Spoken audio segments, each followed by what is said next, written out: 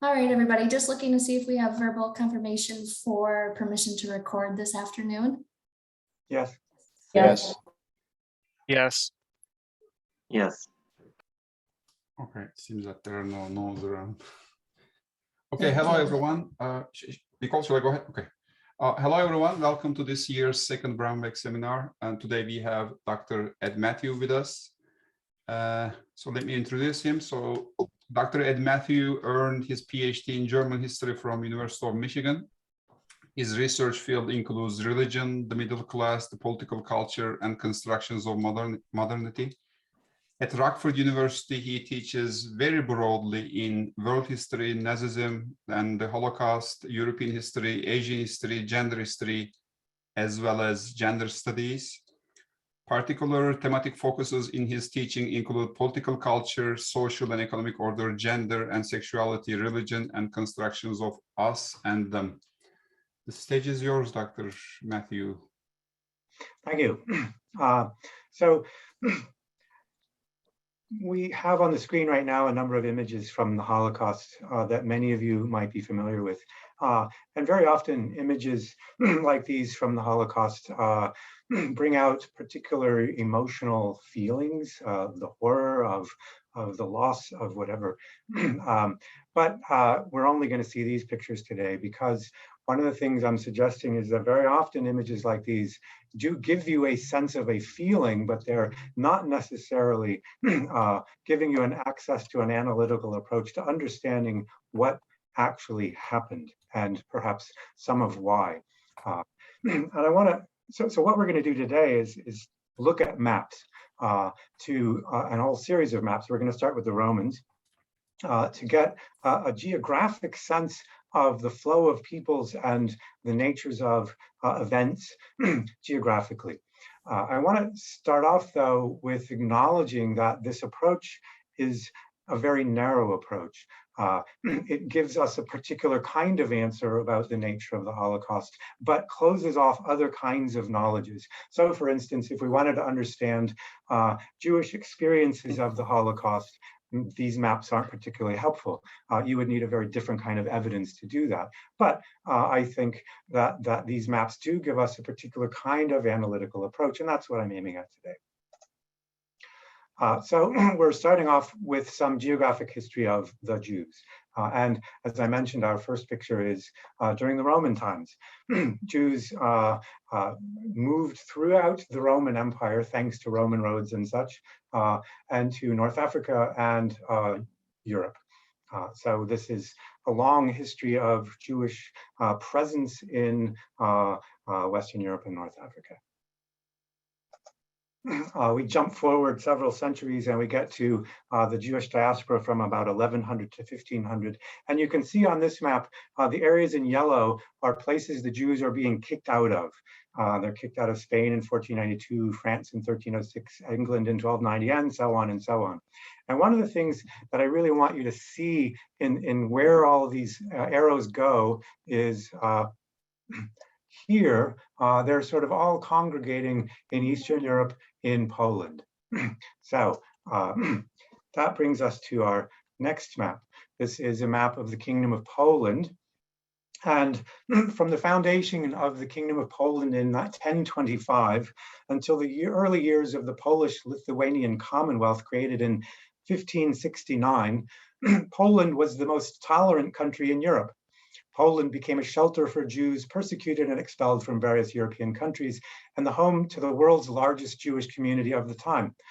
Perhaps as many as 3/4 of the world's Jews lived in Poland by the middle of the 16th century.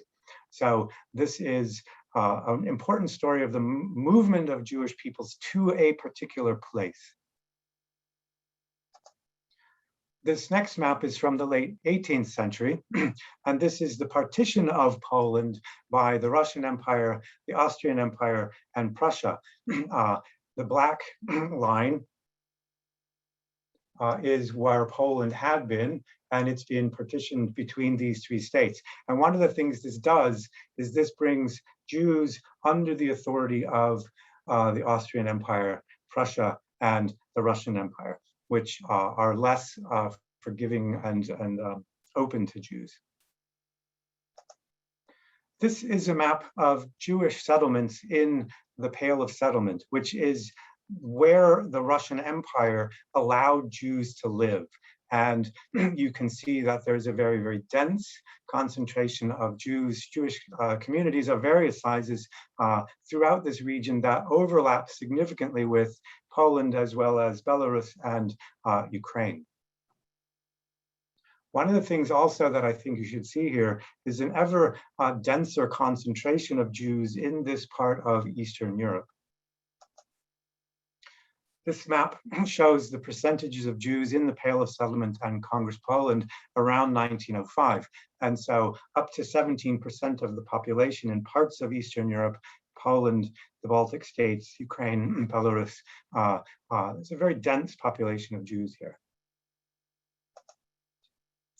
This map shows the number of Jews in various parts of Europe around 1933. And I think at the bottom right corner, you can see that the number of Jews in Eastern Europe is very, very high compared to the rest of the map. 6.7 million Jews in Eastern Europe. And then Central Europe, which includes Germany and other states around there, 1.6. And then the Western Europe, very small numbers, relatively speaking. So that in the East is where Jews were.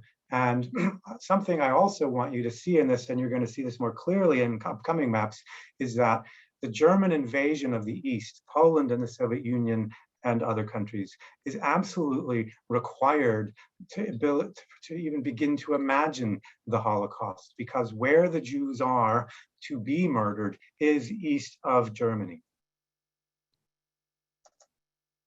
Next, I'm going to shift directions to talk about geographic history of the Germans and German states in a sort of a parallel kind of way, perhaps.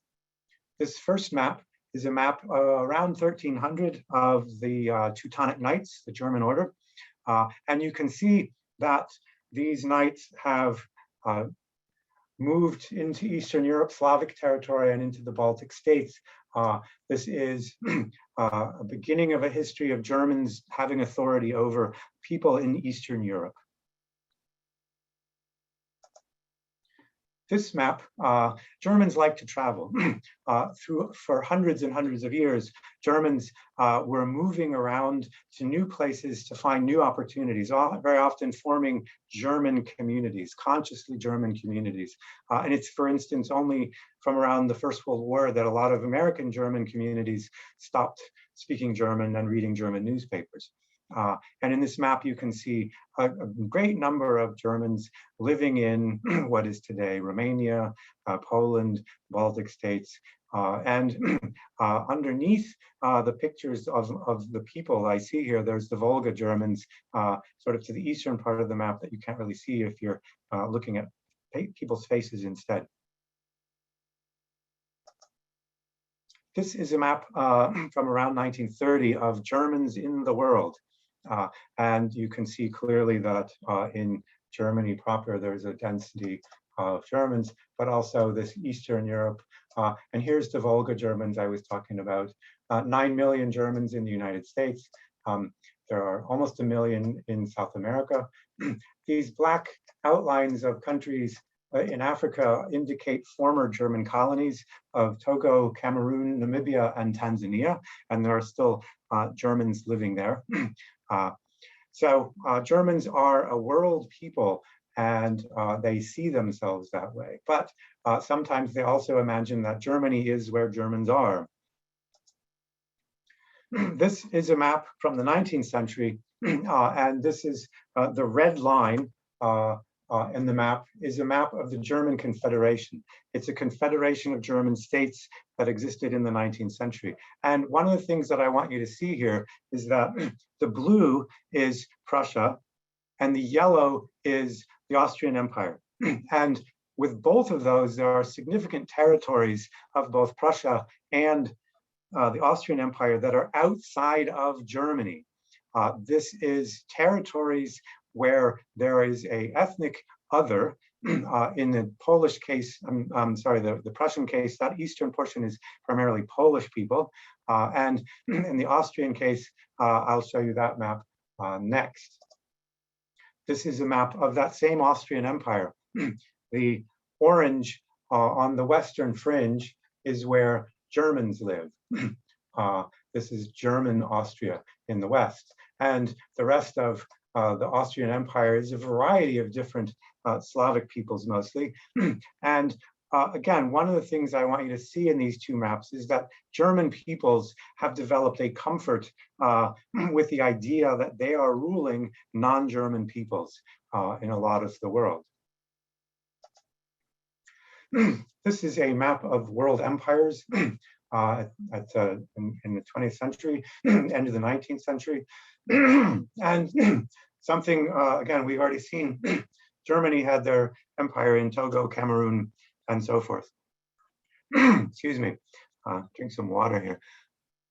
One of the things that I want you to see in this map is that Germany is not unique in its imperial mission. There are, just one second, I have to get some water.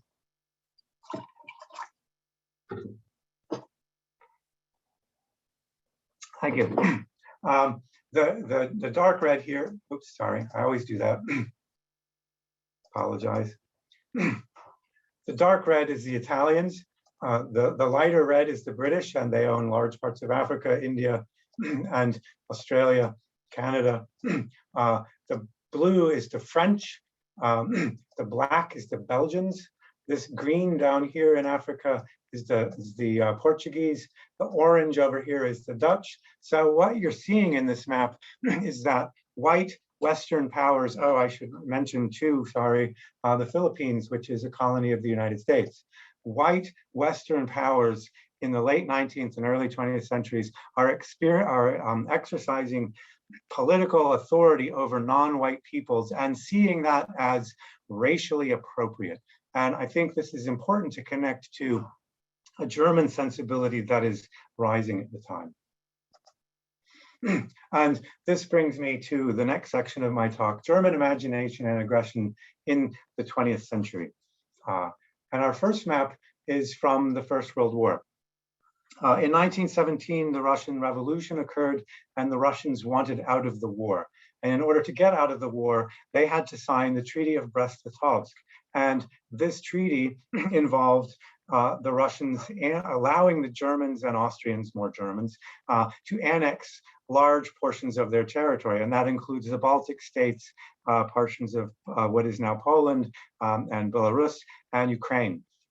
This shows already in the First World War a German imagination of the east of Europe as an appropriate place for their new empire. This is a map of Europe before and after the Treaty of Versailles, before the end of the First World War. Germany on the left and the Austrian Empire on the left are large states that are fighting First World War. And after the First World War, Germany is shrunk down. Poland is reformed as a country. The Baltic states are reformed, perhaps for the first time, I believe. Czechoslovakia is invented. Hungary becomes a country. Yugoslavia is invented. Romania becomes much larger. And you can see that Austria becomes this tiny little rump state of what had been the Austrian Empire, which is the ethnically, an area that's ethnically dominated by Germans. Something, a quick aside, there's no such thing as an Austrian national identity until after 1945. The Austrians are, who are Germans, are German Austrians, which is perhaps relevant to understanding that this is Germans that we're talking about, not Austrians and Germans. I digress. The next map, one other thing I wanted to say before I move on.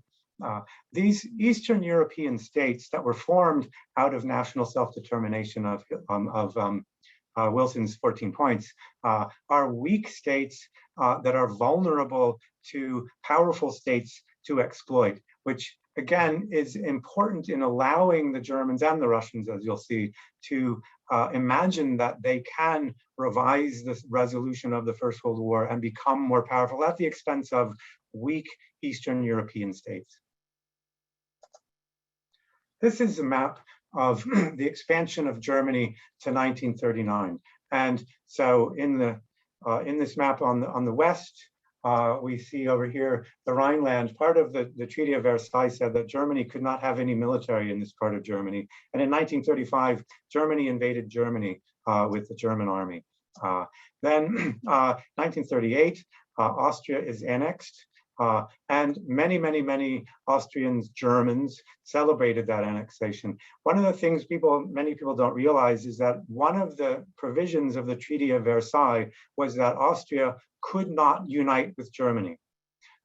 And it probably would have happened in 1918, 1919, if that part hadn't been in the demands of the victors of the war. Then this orange part is the Sudetenland. This is a region of Czechoslovakia that is an ethnically German majority. And the Germans demanded that the Czechs give them that German territory or else. And the British and the French agreed. And so the Czechs were forced to give that territory up. I'm going to show you another map really quickly. This is a map of Western Czechoslovakia, the Czech areas of Czechoslovakia. And the parts in red are the majority German ethnic population, which is what the Germans wanted and got from the British and the French in 1938. We come back to this map once again, and the yellow portion of the map is then also in 1938, Germany invaded the rest of Czechoslovakia and annexed the western portion, the Czech portion, into the German Empire. This is perhaps significantly the first time that the Germans took over territory that was not German. The Nazis did. I'm sorry.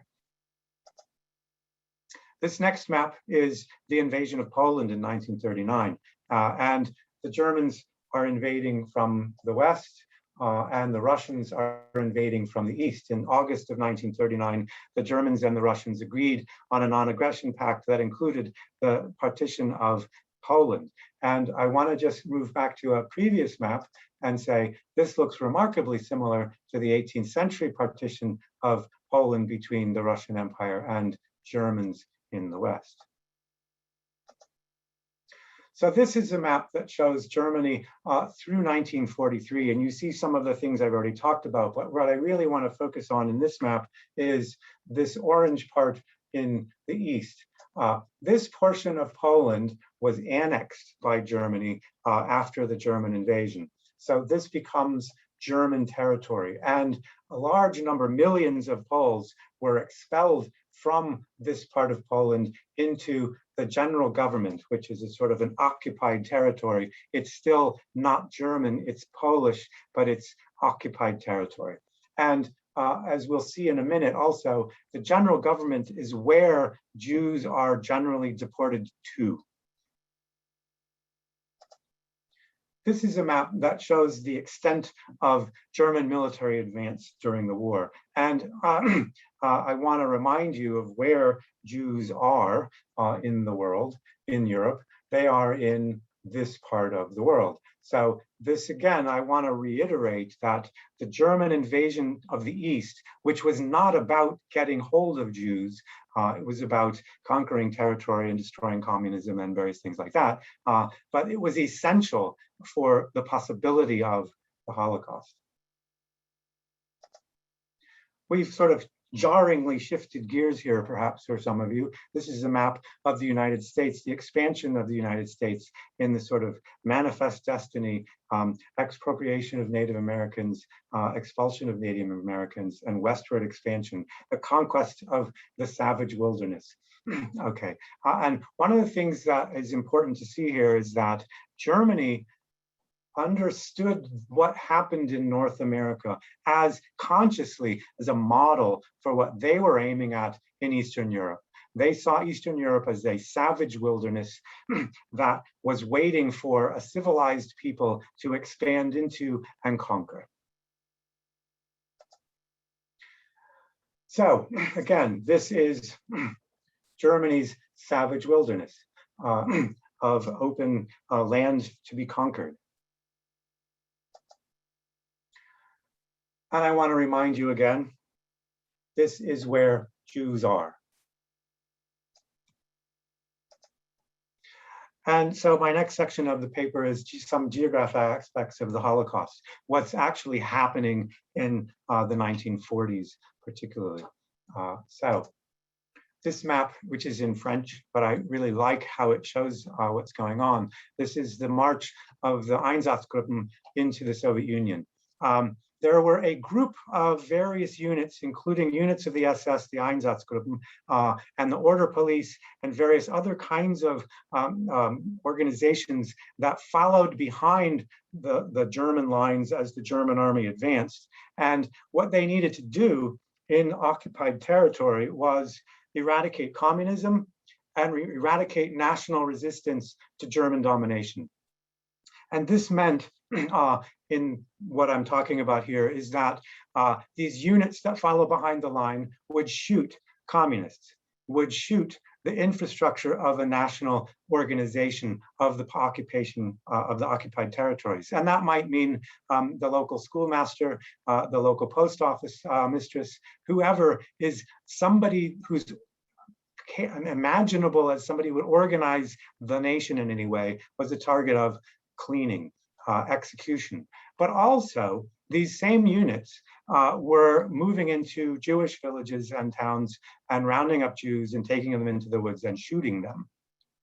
Something that a lot of people don't know about the approximately 6 million Jews that we all know were murdered in the Holocaust is that only about 50% of the Jews murdered ever saw a camp, ever were sent somewhere. The other 50% were shot close to where they had lived. And this is a beginning of a map that shows that. Now, the next map is a map. These red dots are Jewish ghettos in Eastern Europe. And what that means is that... Ed, sorry for the interruption. We have a quick question from Catherine about your last slide. What does the Einsatzgruppen mean? Special units. Okay. It's a euphemistic, special units. And their job is to kill people. Thank you. So in Eastern Europe, the Nazis are putting Jews out of wherever they might have lived into enclosed compounds that are controlled.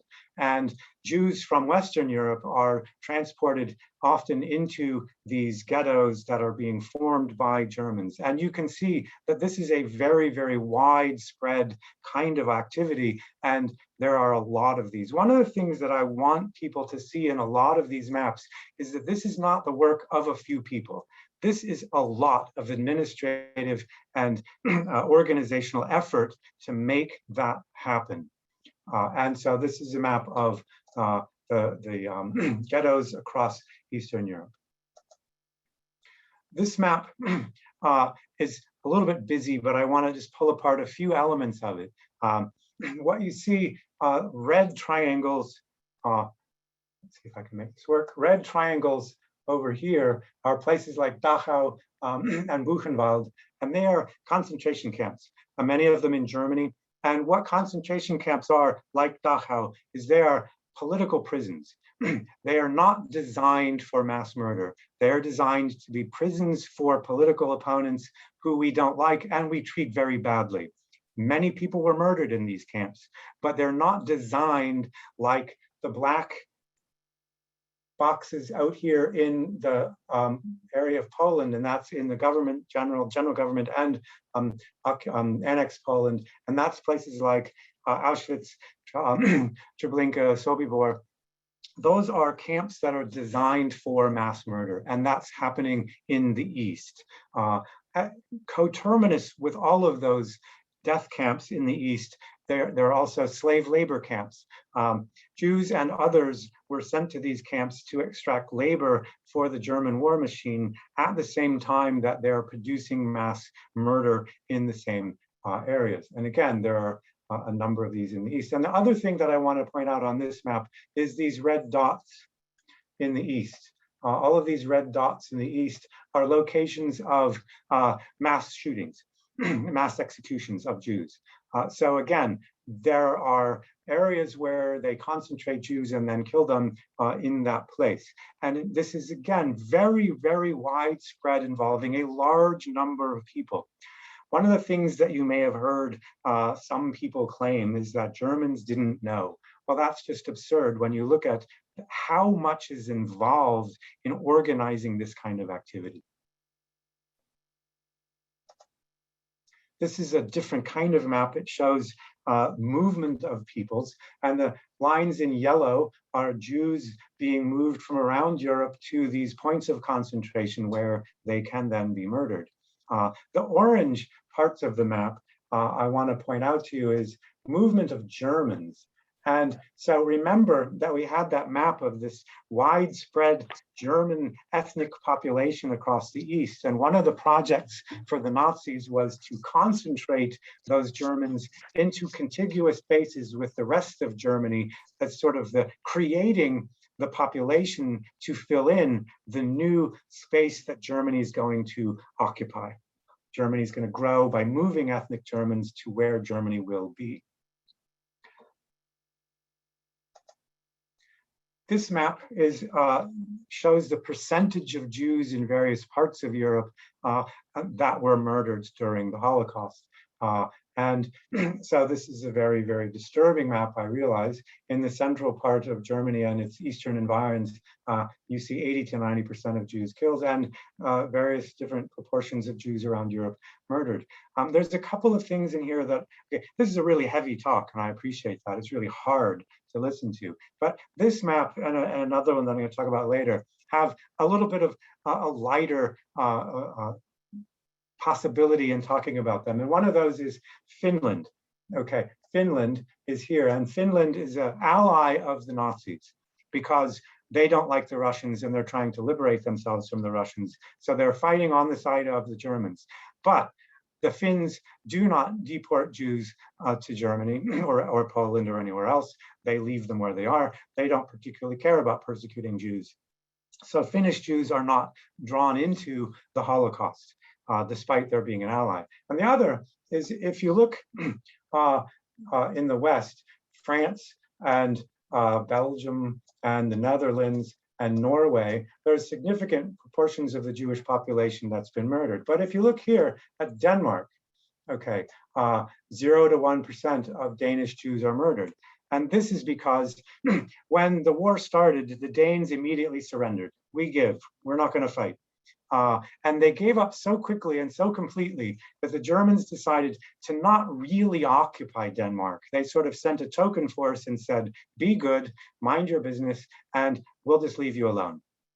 But during the war, for various reasons, Germany decided they were going to send in occupation force and really take over Denmark. But Danish diplomats, various ways, found out about what was going to happen, and the Danes organized a boat lift of Danish Jews from Denmark to Sweden, which is why Danish Jews were spared from the Holocaust almost entirely. This is a map of Romani victims of the Holocaust, and the numbers are smaller. There are about 220,000 Roma and Sinti murdered during the Holocaust.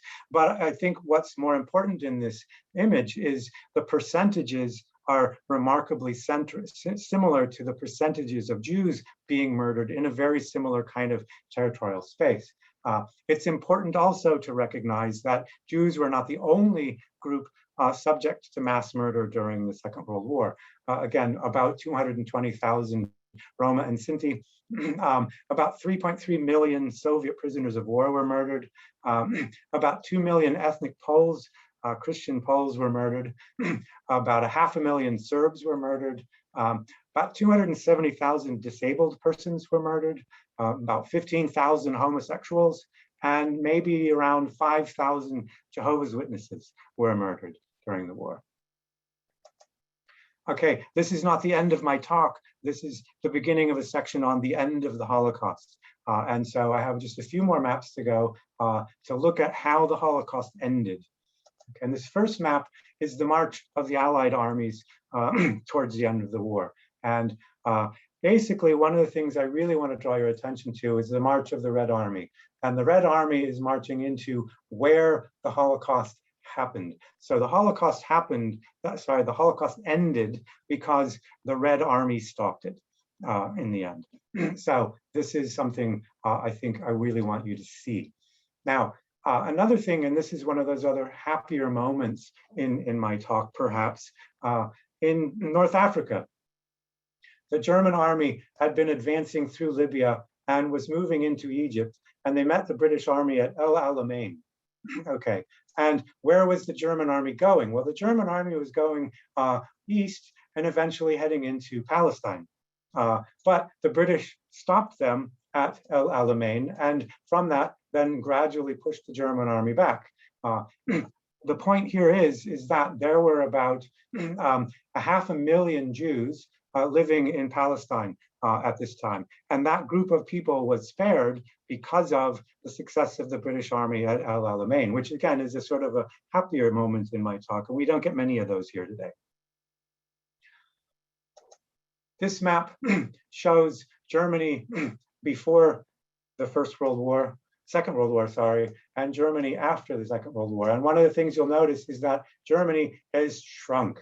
German territory is even smaller than it was after the First World War. Germany loses land because of their efforts in this war. This map is the last map that I'm going to show you. And this is an ostensible reason for the invasion of the East was always that German people lived in the East and were being mistreated by those evil Slavs to the East, and that Germany needed to reincorporate those Germans into Germany. So people in Eastern Europe decided we don't want that to happen again, so they deported all the ethnic Germans. So there's a sort of an irony in the shrinking of Germandom to a very much smaller space as a consequence of Germany's efforts to become something more. I just want to, that's the end of my talk, just a couple of last sentences. This is a geographical approach to understanding aspects of the Holocaust. No story can be the whole story, but maps can offer us an important analytical approach to understand parts of this story. So that's where I'm going to stop, and I will open the floor to questions.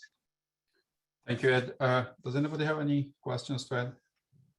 And I'm gonna turn off the chat. I'm gonna stop share. There we go. Unless you want me to put it back up, I can show maps. Okay, we can get questions. So Ed, I have a question maybe to start us off. Is the sparing of the Jews in Denmark at all related to the, I think it was a Danish delegation of the Red Cross that went down to the Theresienstadt camp based on rumors that there was something more than just working happening at these camps? When that happened, I believe it was in 1944. Is there any relationship to it having been a Danish delegation to this? No, not that I'm aware. And basically what I'm sort of aware of there is that there were actually German diplomats who were the ones who tipped off the Danish diplomats that said, hey, this is coming along, you should be aware of it. So there's a kind of a positive story there too, where Germans involved in administrating German conquest said, well, you know, hey, guess what, we're coming. But I don't believe that it was related to Danes having access to Theresienstadt. Mm-hmm. Thank you. I know this is a really uplifting talk. It makes everybody really happy. Sorry.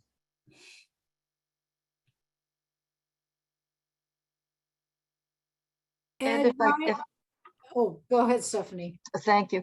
If I can, you mentioned in passing an important, said many important things, but that the denial of knowledge among the German people was absurd. And I know that's accepted among those I've read and within the among the sources that you've made available in the course I set in on. But where does that acceptance stand in Germany itself? That people knew, that people didn't know or knew. That's a really, really complicated question because it has a number of aspects to an answer. One of the aspects to that answer is that I think Germany has been unique in its coming to terms with the fact that they are conscious of the fact that, yes, we did something really awful. We did this, a sort of a consciousness of a collective responsibility for something the German people did. And I can't think of another example of that in the world. That said, there's a great deal of variation in how much younger people today really know about what happened. And also, one of the things that some people suggest is that it becomes a kind of self-congratulatory idea. We're so wonderful because we recognize what we did. We're better than other people. We've got over it. We're nice now because we recognize it. It's sort of making up for it. We're such wonderful people. So that all said, and there are a number of Germans who are frustrated with this constant presence of, yeah, that was my grandparents or my great-grandparents. I don't want to hear about it anymore. So it's mixed. It's really mixed. But I would say that there's a pretty still strong consensus that they still, to a certain extent, own it. To the degree to which they know, they come to know that everybody knew what was going on, it's mixed. And why do you think that, and maybe it's just me, but it seems as though the story about the American troops' discovery of camps as they moved into Germany is a more dominant narrative than the Soviets. And is that just because we don't see what they're saying in the Soviet Union about it? Or what do you think about that? I would suggest that the United States celebrates it as the hero of the Second World War. We are the hero of the Second World War. And we did liberate places like Dachau, which is, again, significantly smaller in scale than a place like Auschwitz. And that's a really important moment, and it's a really traumatic moment, and it's something worth remembering. But I would suggest that, especially in the context of the Cold War, we remember ourselves as the greatest generation doing this wonderful thing, and we erase what the Russians did. I think in that sense also, we won the Second World War. And in fact, in Europe, the Russians won the war. 80 to 90% of the German army was fighting the Russians as we were moving through France. Okay, and the number of Germans killed and the number of Russians killed is astronomically higher than American casualties in the war. But we don't want to know that because we are the heroes, because that's really important to our national mythology, I would suggest. But that's debatable. Did the Soviets make public to the world that they were discovering these camps as they discovered them in what seems to be the way the Americans did? I'm not aware that they did, so I'm going to have to admit a bit of ignorance there. I would say that there was quite a bit of immediate justice handed down. They were horrified by what they were finding, and they shot a lot of people. Okay. That said, though, one of the things also that makes this complicated is that Russian prisoners of war were at these places, and they kind of didn't celebrate these Russian prisoners of war as heroes. There's a problematic history of how they dealt with Russians who came in contact with the West, with the Germans, and it's complicated. Yeah. Okay. Because it seems as though once American soldiers encountered camps, that it became relatively quickly, it became known in the larger world. And if the Russians didn't do that, I kind of wonder why. And yeah, it's a good question. Or did they? And I just don't know about it. Which is again, I admit that I'm kind of ignorant on that. I don't know. Thank you. Ed, I have a question. Okay. So very interesting. Thank you. The geographic method sort of that you presented, it's sort of looking back.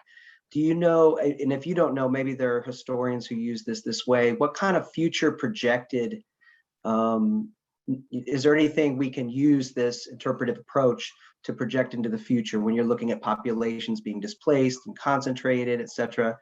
You know, I mean, could this way of approaching history be used, as it were, to look forward, to look into the future? That sort of, to me, raises a question about the nature of the discipline of history.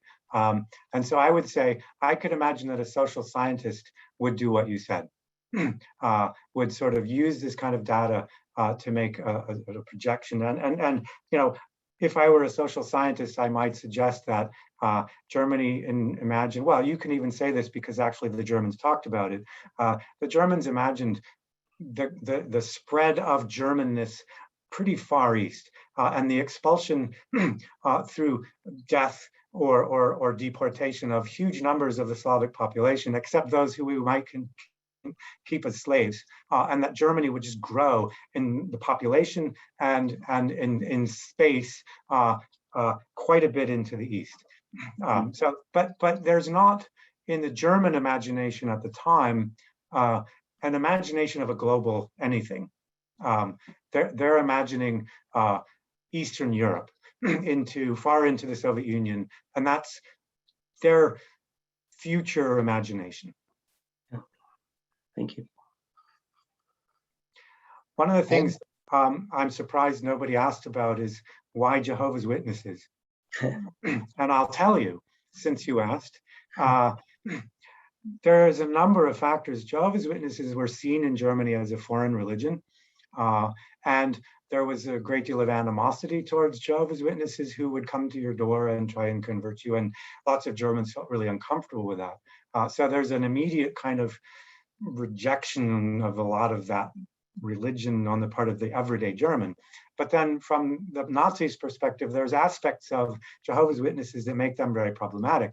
One is they refuse to an oath to any worldly power. So they will not make an oath to the Nazi state, and they refuse military service. Both of those things make them fundamentally subversive. So that's why they're a particular target of the Nazis. Ed, might you have any maps or know of any maps that are right towards the end of the war where the movement from Germany heads towards South America?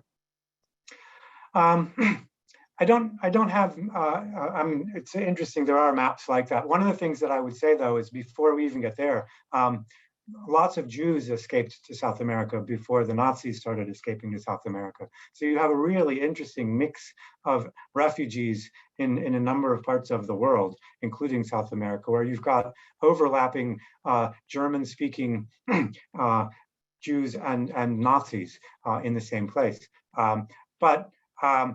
So that's a sort of a limited answer to your question. I don't have with me maps of that movement, but it's, I'm sure, out there because it's a pretty heavily studied topic. Thank you. One of the things about Jews emigrating away from the Nazis is that they went some really interesting places. Some Jews came to the United States, but we had pretty strict quotas and you really had to have a relationship with somebody to get in. So some Jews went to South America, some Jews went to Palestine illegally, and a number of other parts of the world, but there was a bunch of Jews who traveled across Asia to China. And Shanghai was one of the locations where a lot of Jewish refugees ended up during the war. So it's, you know, wherever you could get to was a place to go to. Unfortunately, many Jews escaped not far enough, and they went like, what's the woman in the Netherlands who is really famous? The young girl. Greta. No, the one who's killed in the end. She's got her biography. Anne Frank. Anne Frank, yeah, okay, Anne Frank. Her family is one of those families. I'm sorry, I just brains. Anne Frank's family, like a lot of families, went the wrong place. They went not far enough. So. Just on that note, in 1933, it mentioned in here that in Germany there were about roughly 550,000 Jews in Germany. But by 1940, there were about fewer than 200,000. So they had emigrated in large numbers out of Germany. Other questions? We've got about 5 minutes left if anybody has any more questions.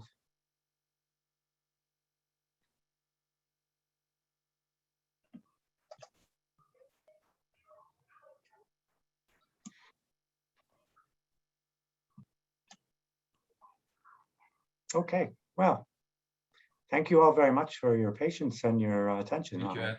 Thank you, Ed, and Thank you, Ed. for joining us. Thanks, Ed. It was That was good. great talk. Thank you. Thank you. Thank you.